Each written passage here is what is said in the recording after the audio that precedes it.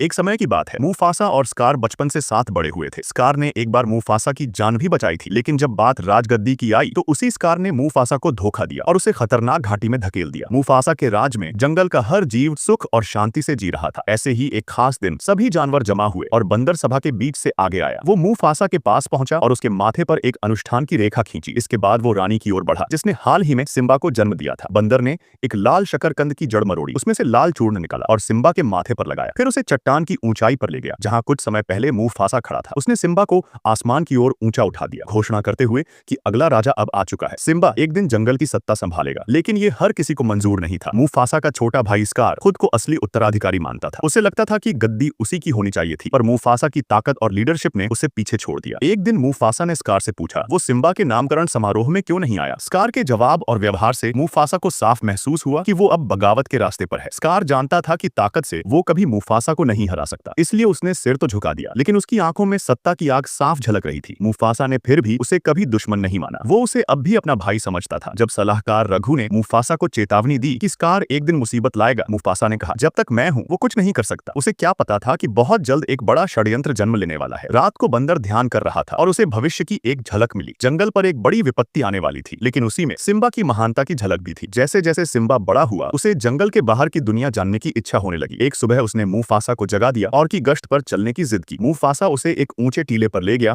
और गंभीरता से कहा, जो कुछ भी तुम देख रहे हो वो हमारे राज्य का हिस्सा है, लेकिन जैसे सूरज ढलता है वैसे ही एक दिन ये जमीन भी किसी और की हो सकती है, इसलिए तुम्हारा धर्म है इसकी रक्षा करना। उसने आगे जोड़ा, जो इलाका सूरज के ढलने की दिशा में है वहां तब तक मत जाना जब तक तुम पूरी तरह बड़े नहीं हो जाते। ये याद रखना, सुरक्षित रहोगे तभी आगे बढ़ पाओगे। गश्त के बाद दोनों मजाक कर रहे थे कि तभी रघु एक इमरजेंसी न्यूज लेकर आया। जंगल में जंगली कुत्तों का एक झुंड घुस आया है और कई जानवरों पर हमला कर रहा है। मुफासा ने तुरंत कहा, रघु सिम्बा को वापस ले जाओ, और खुद शिकारियों से निपटने निकल पड़ा। सिम्बा ने जब अपने पिता को निर्भीकता से जाते देखा तो उसके मन में भी एक दिन वैसा ही बनने की चाहत जाग उठी।